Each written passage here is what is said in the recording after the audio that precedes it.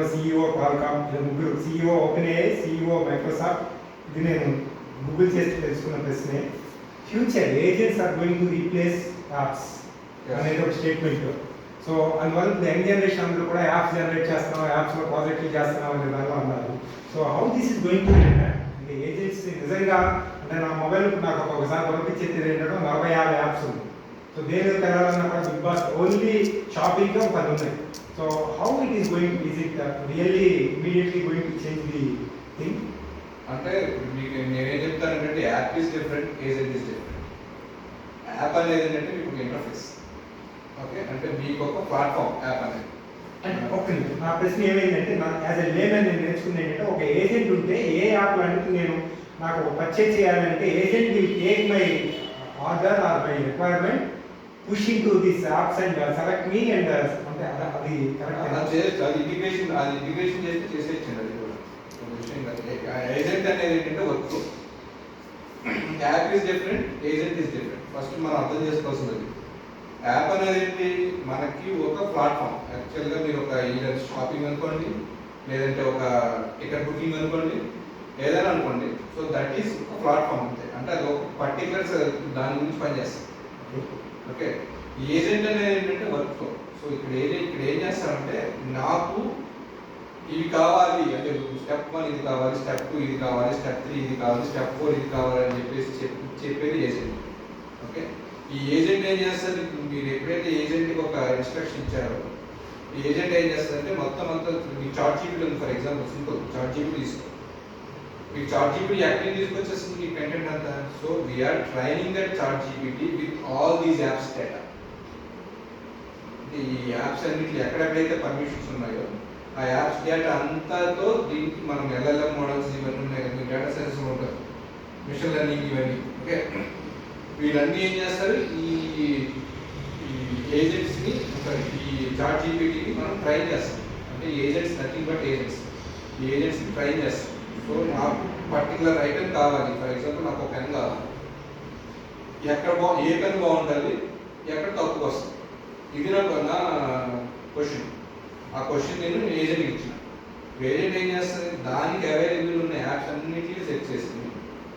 దాంట్లో మన ఇది రివ్యూస్ ఉంటాయి కదా, మన హ్యూమన్ రివ్యూస్ అవన్నీ ఉంటాయి కదా, రివ్యూ రేటింగ్స్ ఇవన్నీ చూసుకొని.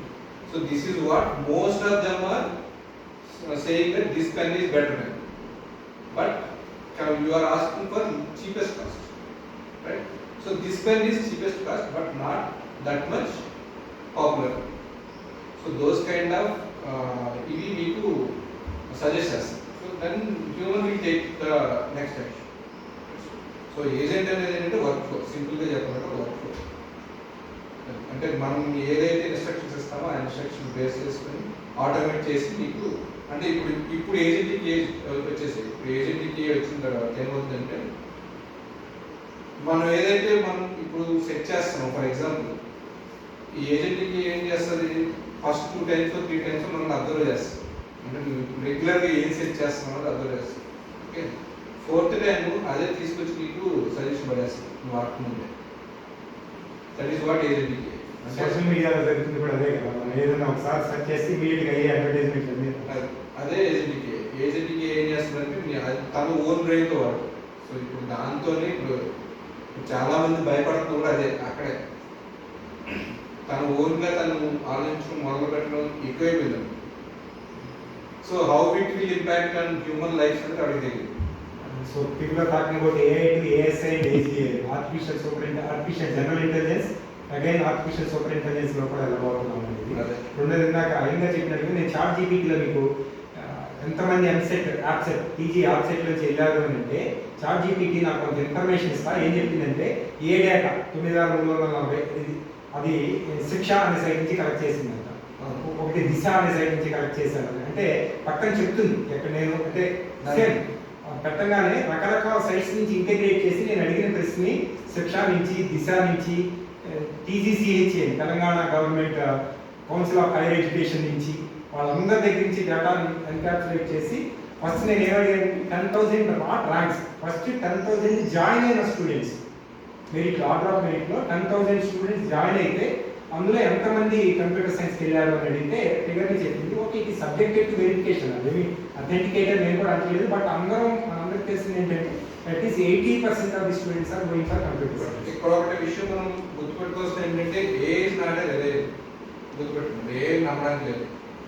ఓకే, సింపుల్గా చెప్పాలంటే లేమెన్స్ టర్మ్స్లో చెప్పాలంటే ఇప్పుడు ఒక దాన్ని చూపి ఇప్పుడు ఏదో మనకు ఒకటి మేక కుక్క కథ ఉంటుంది, మీకు గుర్తుందో లేదు. ఒక కొంత ఒక మేకను తీసుకెళ్తా ఉంటే ఒక ముగ్గురు దొంగలు ఆ మేక అడగానే కొట్టారని చెప్పి ఏంటి పొందుతారు, మీ కుక్కను తీసుకెళ్తున్నారని చెప్పి ముగ్గురు వచ్చి చెప్తారు. చెప్పేసరికి ఆయన ఏం చేస్తాడో కొంచెం ఆ మేకను వదిలేస్తాడు, కుక్క అని చెప్పి వదిలేసి వెళ్ళిపోతాడు. వాళ్ళు ఏం సింపుల్గా మేకను బట్టి వెళ్ళిపోతారు. రైట్. సో ఏ కూడా అంతే, మీకు సోషల్ మీడియాలో కానీ దానికి లర్న్ చేసినప్పుడు అంటే దాన్ని ఏదైనా ట్రైన్ చేసినప్పుడు కానీ ఏ కంటెంట్ ఎక్కువ దాని మీద ఇంప్రెషన్ ఉందో దట్ ఈస్ ద బెస్ట్ అని చెప్పి.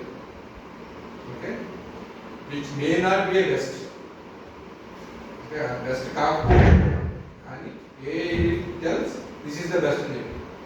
కాబట్టి ఏంటంటే మనం కూడా ఎందుకంటారు మనకి ఎప్పుడైనా సరే మీకు ఏ నేర్పించేటప్పుడు ఫస్ట్ చేసేది ఏంటంటే మీరు చేయాల్సిందంటే ఎథిక్స్ నేర్చుకోమంటాము. ఏ రిలేటెడ్గా ఎథిక్స్ నేర్చుకోవాలి ఫస్ట్.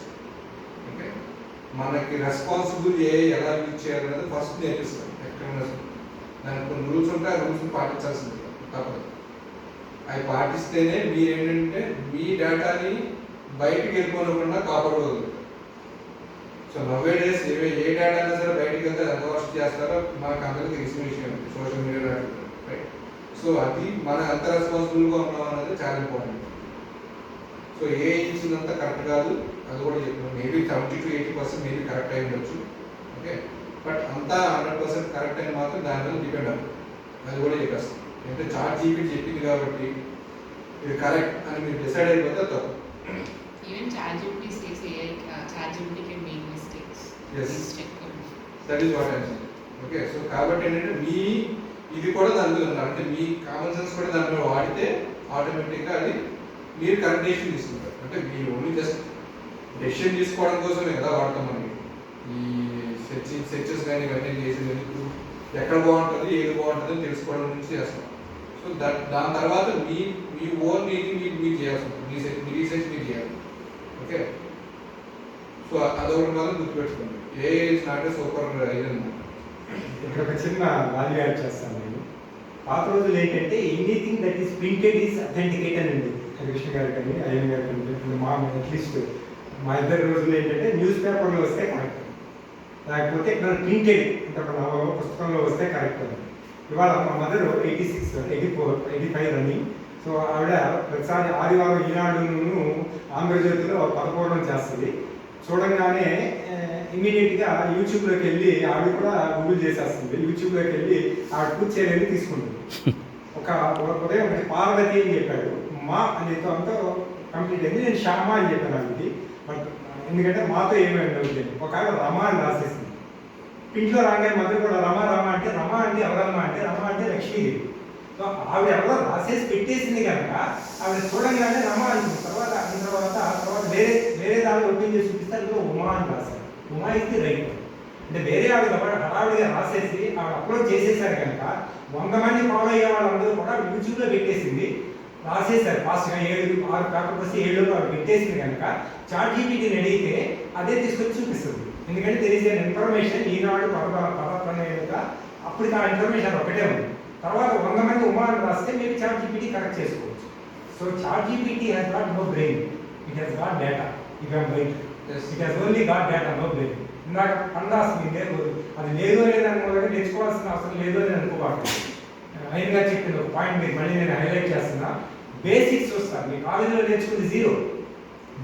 పండా మీకు బాగుందా లేదు, అర్థం చేసుకోగలుగుతున్నారా లేదు, మీకు ఒక ప్రాబ్లం ఇస్తే అది సాల్వ్ చేయాలంటే మీకు అక్కడ సాల్వ్ చేస్తున్నారా లేదా అనేది కూడా చూడండి. సాల్వ్ చేయడానికి ఎలా ఉంది అనేది చూస్తారు.